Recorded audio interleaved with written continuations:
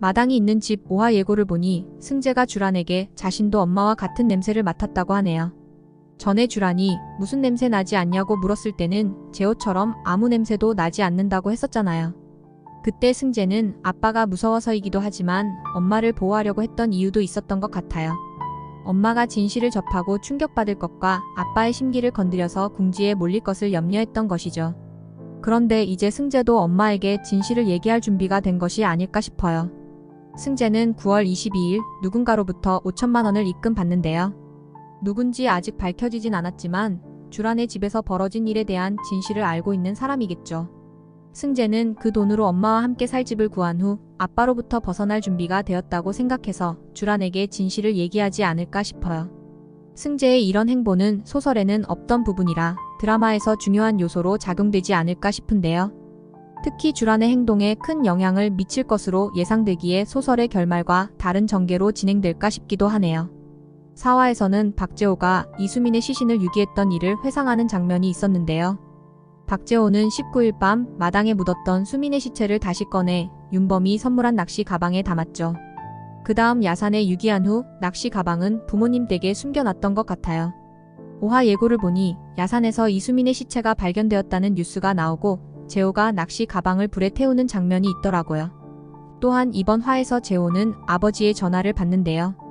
아버지가 언제 들을 거냐고 하는 얘기는 언제 낚시 가방을 처리할지 묻는 게 아니었을까 싶네요. 이번 화에서는 수민의 시신을 유기하는 것 외에도 그녀가 계단에서 굴러떨어진 것처럼 바닥에 쓰러져 있는 모습이 나왔는데요. 그때 바닥에 피가 흥건했지만 정확히 죽었는지는 확실치 않았죠. 그런데 재호가 수민을 옮겨 옷장에 넣는 장면이 나오더라고요. 수민이 사고로 계단에서 굴러떨어졌더라도 재호가 병원에 데려갔더라면 살았을 수도 있었을 텐데 방치한 것은 확실한 거죠.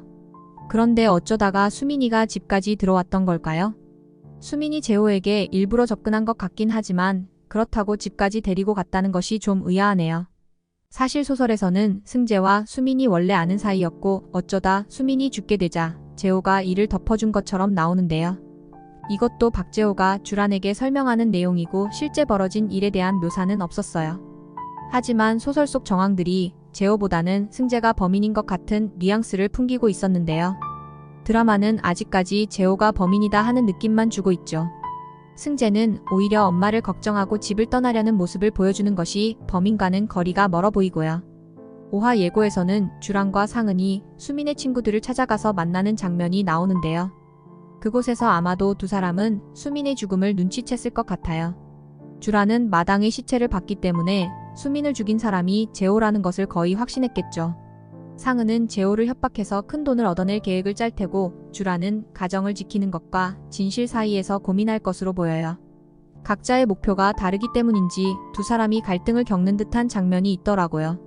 주란이 상은의 뺨을 때리는 것처럼 보였는데요. 그동안 기센 상은과 재호 사이에서 마음만 졸이던 주란이었죠. 하지만 진실이 명확해지면 가장 주도권을 가지고 행동할 수 있는 사람은 주란이 될 수밖에 없을 것 같아요.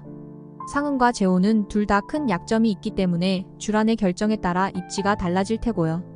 8부작으로 이뤄진 마당이 있는 집이 이제 반이 지나가는데 앞으로 어떻게 진행될지 궁금하네요. 특히 소설과는 다르게 수민을 둘러싼 죽음의 경위를 명확하게 보여주었으면 좋겠어요. 이상으로 마당이 있는 집 4화 리뷰를 마치겠습니다. 영상 끝까지 시청해주셔서 감사합니다. 영상이 마음에 드셨다면 구독과 좋아요 부탁드려요.